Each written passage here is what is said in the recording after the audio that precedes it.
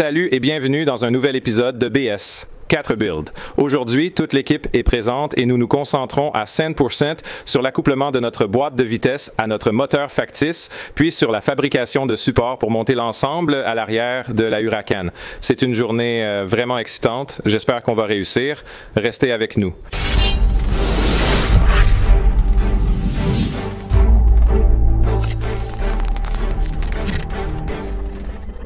Il y a une chose que je ne vous ai jamais dite, en fait je ne l'ai vraiment dit à personne, c'est que je n'ai fait aucune mesure avant d'acheter cette Huracan ou quoi que ce soit. Avant d'acheter la Huracan verte, avant d'acheter celle-ci, je savais juste que les moteurs LS sont petits et qu'une boîte de vitesse de Gallardo fonctionne normalement avec ce genre de choses, etc. Donc je pensais que tout ce package allait simplement s'assembler tout seul.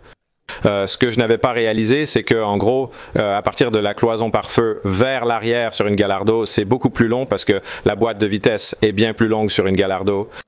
La boîte de vitesse de la Huracan est très compacte.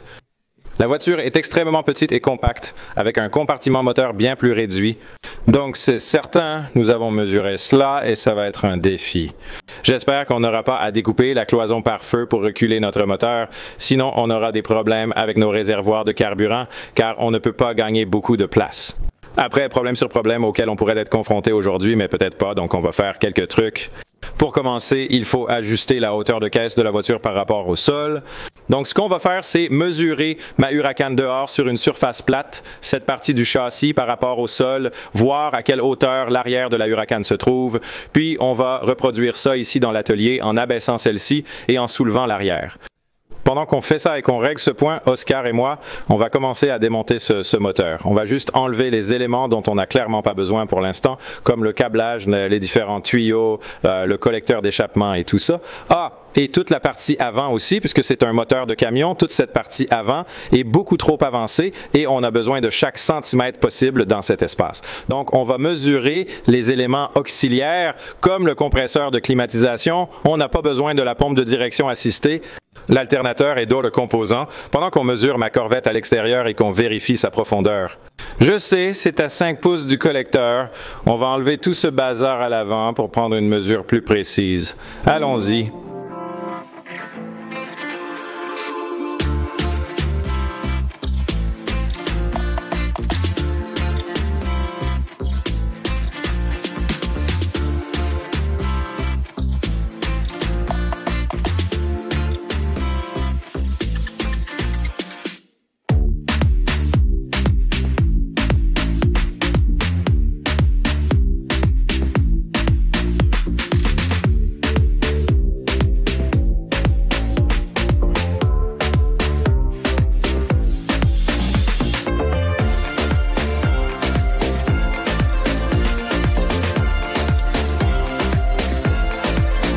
Très bien. Nous avons rencontré un petit dilemme. On pense que la plaque flexible sur ce moteur doit être retirée car le démarreur a déjà sa propre petite plaque flexible à l'intérieur.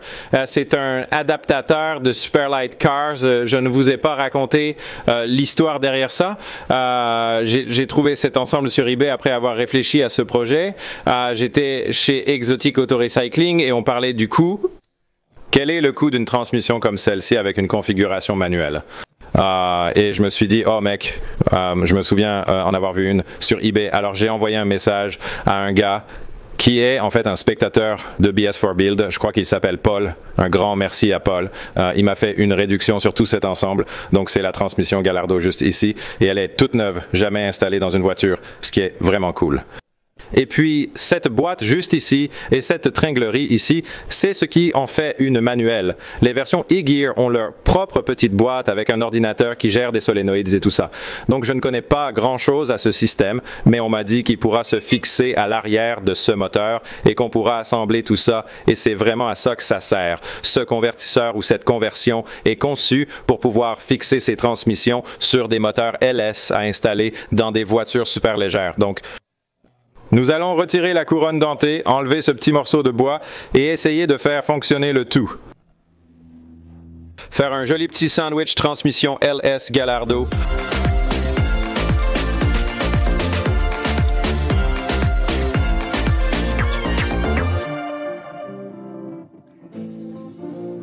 Après avoir creusé, on pense avoir résolu l'énigme de l'assemblage de ces éléments.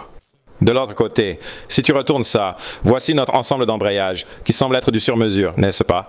C'est probablement une pièce sur mesure qu'ils fabriquent pour monter l'embrayage Lamborghini sur le LS. Cette pièce juste ici, il y a des boulons dedans. Donc, si on la dévisse de notre ensemble d'embrayage ici, on pourra tout fixer là-dessus, puis on fixe l'embrayage dessus, et ensuite on le glisse sur la transmission et tout ira bien. Mais on va probablement améliorer cet embrayage. Celui-ci supporte environ 500 chevaux d'après ce que j'ai entendu. C'est l'embrayage d'origine de la Lamborghini Gallardo. Donc, je pense sérieusement à améliorer ce truc. Alors, on va simplement mettre tout cet ensemble de côté, comme ça on n'aura pas à s'inquiéter de tout ça. Donc techniquement, le moteur ne sera pas connecté à la transmission pour le moment. Pas grave, on s'occupera de l'arbre, de sa longueur, et si ça touchera le carter d'huile et autres détails amusants.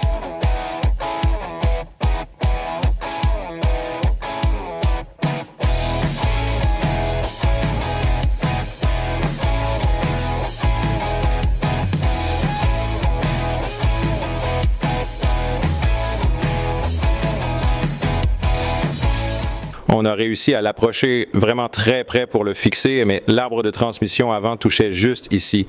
Et toutes ces marques, ces rayures et ces dégâts sur le carter d'huile, ce n'est pas nous, c'est quelqu'un d'autre qui a fait ça, ce qui n'est pas correct, vraiment pas correct. Ça dépasse d'environ 1,5 cm en plus. Je ne sais pas si vous pouvez voir, mais sous cet angle, on voit que ça dépasse d'environ 1,5 cm en plus. Donc, il faudrait commander un carter d'huile très particulier qui ne serait pas dans cette zone ici. Ou alors, voilà, ce que je pense, c'est qu'on va explorer et voir ce qui se passe si on enlève ces 3 boulons. Je n'ai aucune idée de ce qu'ils font et c'est la pièce la plus chère de cette construction à part le châssis, mais essayons quand même.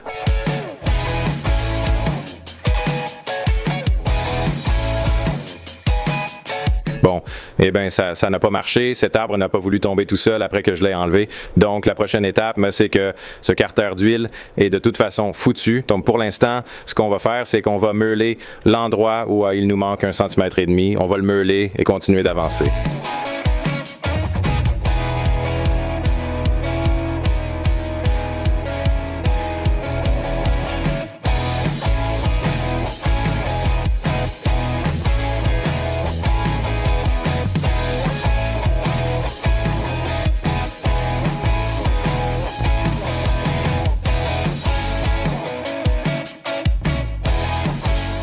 Percé, boîte de vitesse à 10 000 $ en promo, moteur à 400 $ aussi en promo. On a réussi à l'installer. Sur le joint arrière principal, des boulons touchaient notre plaque d'adaptation SLC, donc on les a enlevés pour l'instant. On en a besoin, mais on va devoir développer, probablement fabriquer notre propre boulon avec une profondeur différente et une configuration à tête plate pour les visser. C'est énorme! La boîte de vitesse est accouplée au moteur. On peut maintenant commencer à tout installer dans la voiture. Donc, on va utiliser un répartiteur de charge et soulever tout ça, le rendre mobile, puis commencer à voir comment ça se présente à l'arrière.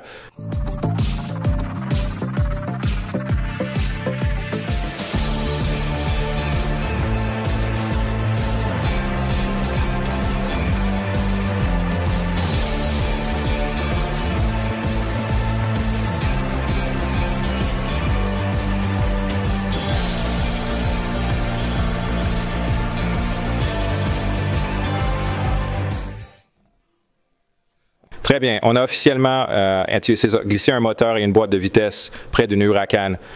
C'est effrayant. C'est effrayant. On s'est assis et on a parlé de beaucoup de choses. Alors, tu sais, la distance d'ici, on a tous nos accessoires et tout le reste comme ça. C'est très important. La distance à laquelle nos supports moteurs doivent être, tu sais, proches d'ici. C'est important. Et puis, très, très important aussi, c'est de s'assurer que nos arbres de transmission n'ont pas trop de ce qu'on appelle du recul. C'est-à-dire que la boîte pont, juste ici, j'ai appelé ça une boîte de vitesse 45 fois, mais en fait, c'est une boîte pont. C'est une boîte de vitesse avec un arbre de transmission. Le recul est quand c'est plus en arrière que le centre de la suspension, l'arbre est donc en angle. C'est le point le plus important sur lequel j'essaie de m'assurer qu'on n'aura pas de problème. Mais si on doit avancer ce moteur vers l'avant, ça veut dire qu'on doit découper la cloison par feu. Ce n'est pas vraiment un si gros problème en soi. Je pourrais découper ça et on pourrait reculer toute la cloison par feu. Le problème, c'est que les réservoirs de carburant sont là aussi. Ensuite, il faudrait fabriquer des réservoirs de carburant sur mesure. On était content de l'avoir amené ici, mais inquiet de ce que ça implique. On sait qu'on n'est pas bien installé ici pour l'instant. On est un peu bancal. Notre carter d'huile touche la traverse ici et notre boîte de vitesse touche l'arrière. Là, ce sont des choses...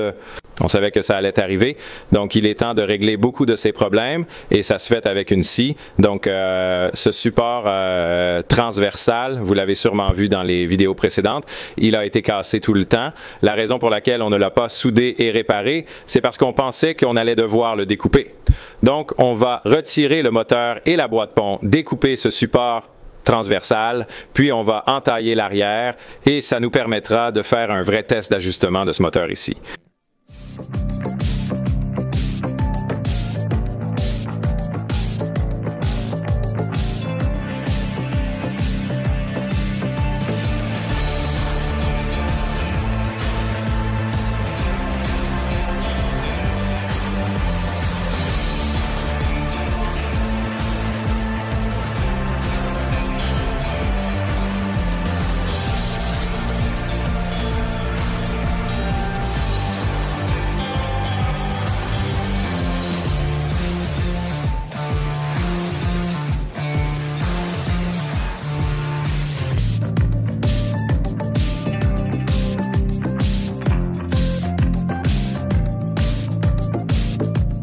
De retour à l'atelier et toute l'équipe est là. Oscar est là, Kyle est là et on va pouvoir commencer. Donc, la première chose qu'on va faire maintenant qu'on a terminé tout ce travail, c'est de commencer à positionner à nouveau le moteur et à fabriquer nos supports moteurs. Voici la base de notre support moteur. C'est juste un kit que j'ai acheté en ligne. C'est pratique parce qu'il vient avec de très bons cylindres blocs et tout est prêt à l'emploi et il a déjà le motif découpé pour correspondre à notre bloc moteur. Donc, c'est notre point de départ et on va construire à partir de là. On va devoir fabriquer sur mesure nos propres supports de boîte de vitesse qui iront juste ici et c'est pour ça qu'on a acheté de l'aluminium aujourd'hui. Donc la prochaine étape, c'est de mettre la voiture parfaitement à niveau. On va aller voir l'autre Huracan pour voir exactement comment elle repose sur ses 4 roues, la hauteur par rapport au sol, tout ça. Et on va reproduire cette position ici. Comme ça, quand on mettra notre moteur dans la voiture, le niveau sera parfait et on pourra fabriquer nos supports moteurs à partir de là.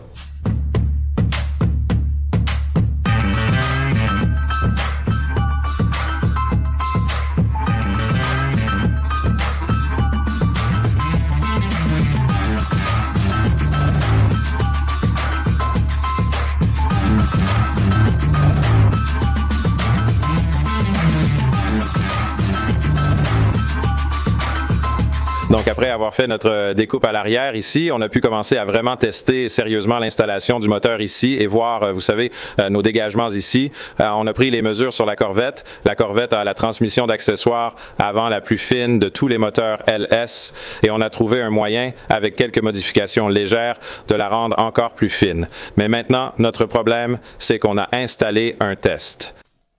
On a mis un cardan de Giardo juste ici et la boîte pont est encore trop haute. Vous pouvez voir cet angle extrême vers le bas, mais latéralement, on n'est pas trop mal. Ce n'est pas parfait, mais ce n'est pas trop mal. Malheureusement, ça veut dire qu'on va probablement devoir découper complètement l'arrière et tout reconstruire à partir de zéro. On va devoir repartir du bas à l'arrière ici.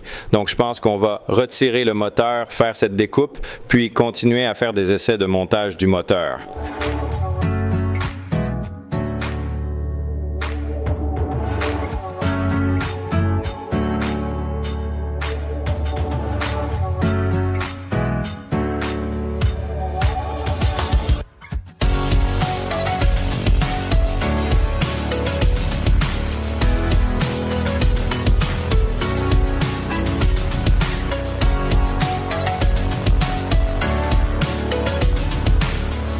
Merci. tout le monde l'aurait déjà fait. Ce que on rencontre un gros problème, c'est que vous pouvez voir d'abord sur une Huracan, la façon dont les bras de suspension sont construits, le centre de l'endroit où votre essieu serait par rapport à votre moyeu n'est en fait pas exactement au milieu des deux points de fixation. Vous pouvez constater un décalage vers l'avant, ce qui ne nous aide pas du tout, contrairement à nos attentes. On a perdu environ 5 cm à cause de ça. Et vous pouvez voir qu'on est à un angle vraiment mauvais en allant de là à ici. Donc, il faut commencer à réfléchir à d'autres concepts. Et une idée qu'Oscar vient d'avoir et qui est vraiment bonne, c'est que si on coupe ce support central juste là, on pourrait installer notre amortisseur harmonique et ensuite placer le compresseur de climatisation ici en dessous de la carrosserie, puis notre alternateur de l'autre côté du support personnalisé, et ces deux éléments seraient en dessous de ce seuil. Donc, on n'aurait pas à s'inquiéter que la courroie touche ce mur du tout. Cela signifie qu'on doit réexaminer nos réservoirs de carburant pour évaluer leur dépassement, leur emplacement, leur forme et le reste. On doit donc avancer, sortir un peu le moteur, placer nos réservoirs de carburant ici et y jeter un autre coup d'œil.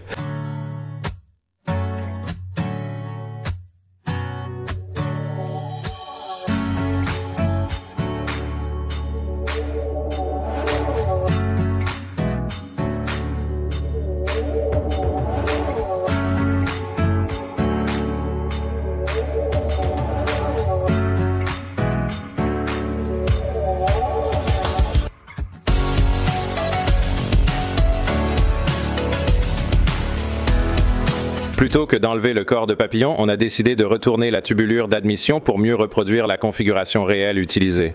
Évidemment, on n'utilise pas cette tubulure d'admission, mais elle ira dans cette direction. La voir alignée ainsi suffit. Ça me rend tellement excité. Imagine juste un turbo ici, un turbo là, l'échappement ici, l'admission qui passe de 2 à 1, ça va être tellement bien. Ça va être tellement bien. Donc, Oscar et moi avons littéralement passé toute la journée à aligner ce truc. Ça a pris beaucoup de temps parce que beaucoup de choses ne sont pas centrées. Si tu regardes vraiment cette transmission, tout l'intérieur est sur la droite et il y a beaucoup d'espace vide à gauche. Et ce qu'on a découvert, c'est que cette plaque ici pour le moteur est parfaitement centrée sur le moteur. Cette ligne-là, c'est notre fil à plomb. C'est un peu difficile à voir de toute façon et c'est le point central du moteur. Il y a aussi la goupille du vilebrequin qui est aussi parfaitement centrée. Donc, on est vraiment très proche. Il faut juste qu'on le décale d'environ 1 demi-centimètre et ensuite, on va commencer à fabriquer notre truc demain matin. Et par truc, je veux dire le support moteur, évidemment. Bon, on est de retour, c'est un nouveau jour. J'espère terminer aujourd'hui, au plus tard ce soir, c'est l'objectif, que ce moteur tienne ici tout seul. Donc, ce que Kyle et moi allons commencer à faire maintenant, c'est que je vais commencer à fabriquer les plaques. C'est un carré de 3 pouces par 3 pouces avec quelques trous de boulons dedans. Je vais commencer à fabriquer la plaque pour ce côté et pour ce côté. Et pendant que je fais ça, Kyle va récupérer nos cylinder blocks. Donc, tu peux voir qu'il y a comme un cylindre de métal ici, un tube, oui, c'est le mot, bref, et un cylinder block au milieu. On essaie de faire quelque chose de similaire pour le support de boîte de vitesse pour isoler les vibrations. La meilleure solution trouvée est de prendre des vieux amortisseurs de BRZ, couper cette partie et la souder sur notre plaque. Aucune raison que ce ne soit pas une bonne idée, donc on va le faire. Kyle va sortir les cylinder blocks pour qu'on puisse les récupérer et je vais continuer à fabriquer les plaques.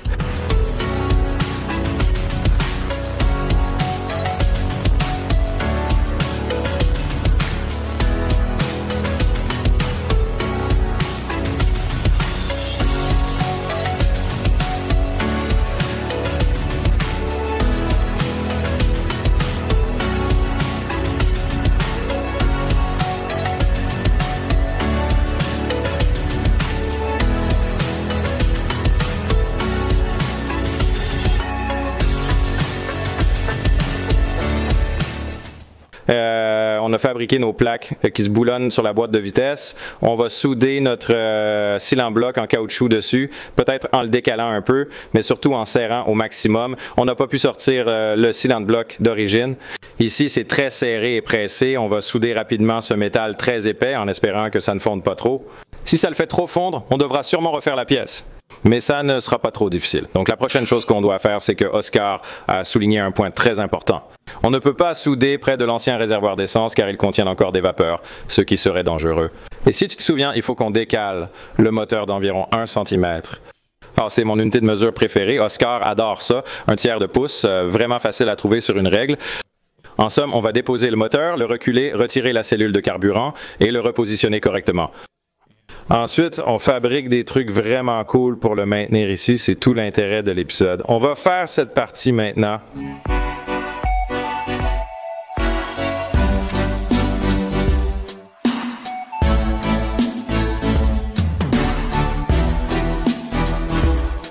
Le moteur est en place, passons à la fabrication des supports. Je vais débuter par une pièce d'acier adaptée à ce cercle. Ça se pose et se boulonne dans ces deux trous avec une petite bosse au milieu pour le positionnement. Peut-être qu'on n'a pas vraiment besoin de cette bosse. Normalement, c'est pour quand on essaye d'installer un moteur ici avec les supports dessus, ce qu'on ne va jamais vraiment faire. Donc, et pendant que je fais ça, Oscar est en train de trouver le centre et tout ça. Il nettoie ces pièces là pour pouvoir les souder là-dessus. Oscar va commencer par construire l'arrière. Ensuite, on passera à l'autre partie. En attendant, j'essaie de fabriquer les pièces de support.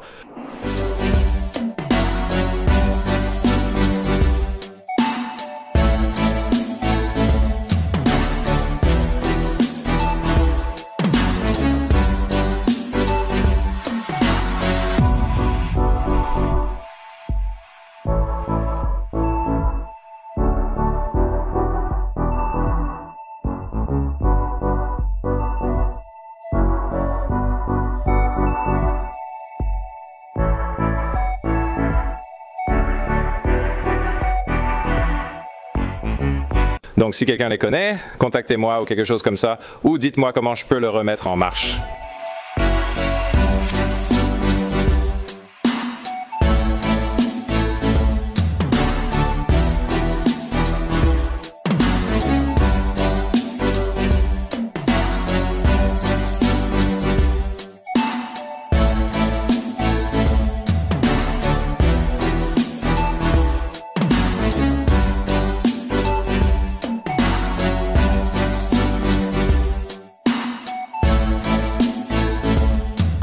Très bien, petite mise à jour. Donc, c'est notre première pièce qui va sortir du châssis, rejoindre la transmission et se fixer sur notre nouveau support de transmission. Ça va fonctionner comme ça.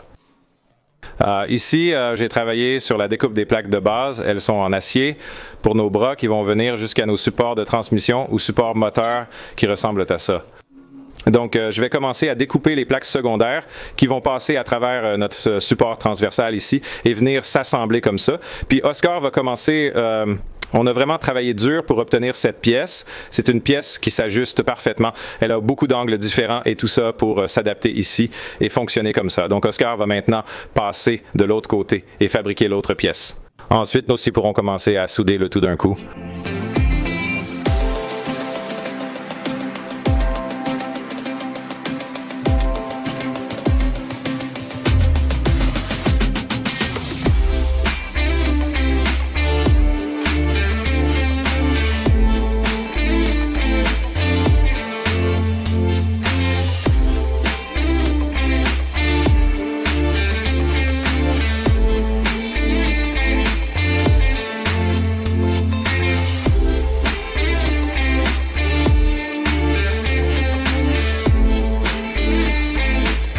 Merci.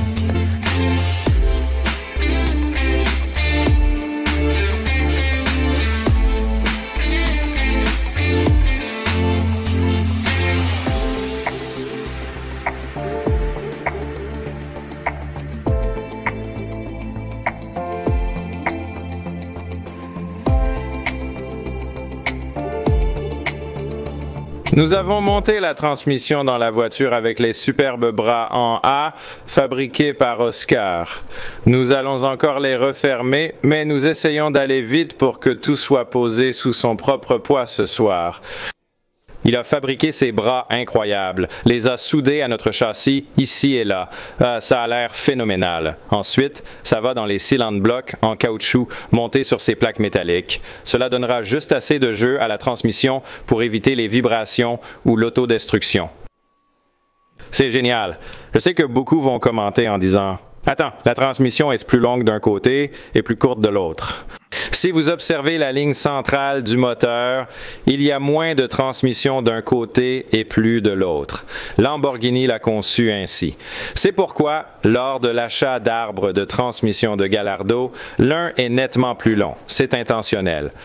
C'est conçu comme ça et on s'inspire du design de Lamborghini ici parce que, évidemment, il est plus important d'avoir le moteur au centre de la voiture que l'arrière de la transmission. Maintenant que c'est fait, on va continuer à avancer. Pendant que Oscar fabriquait et soudait ses pièces, j'ai fabriqué des plaques qui se placent à l'intérieur du support moteur. Les supports moteurs d'origine Lamborghini, il y en a un pour ce côté-là et un pour l'autre côté.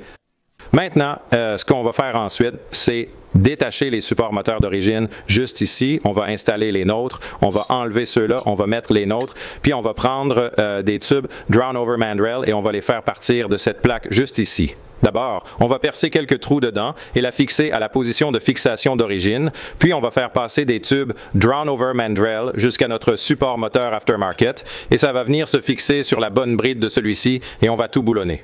Quand tout sera boulonné et le moteur stable sous son propre poids, on pourra construire le deuxième support de ce côté-là.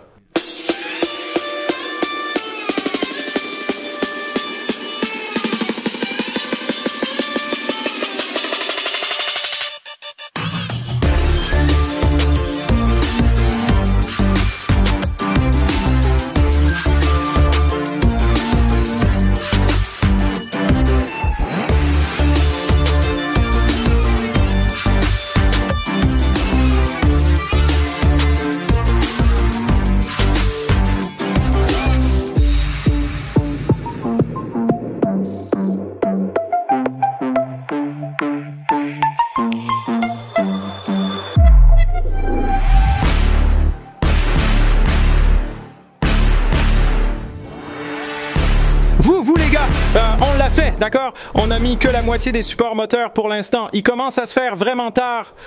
On va faire l'autre moitié dans un autre épisode, mais juste la moitié suffit à tenir ça. Ce moteur et cette transmission sont maintenant installés dans la Lamborghini sur leur propre support, tranquillement, comme ils le seront quand on la conduira sur la route. C'est tellement énorme, c'est gigantesque. Quel exploit! Le résultat est époustouflant, comme si Lamborghini et Chevy avaient toujours été destinés à collaborer sans le savoir.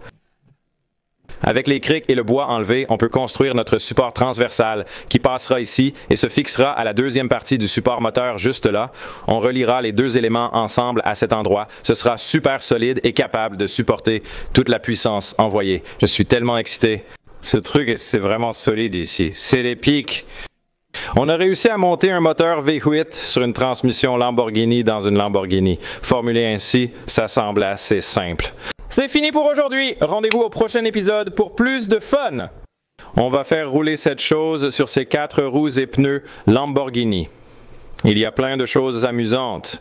Suspension réglable à l'arrière et plus encore. Ensuite, je vais m'amuser avec l'électronique et tenter de faire revivre la Huracan. Mais ne retenez pas votre souffle pour ça. Super les gars, je suis excité et j'espère que vous l'êtes aussi. Abonnez-vous pour suivre cette restauration qui durera encore environ 4 mois et demi. À bientôt. Salut.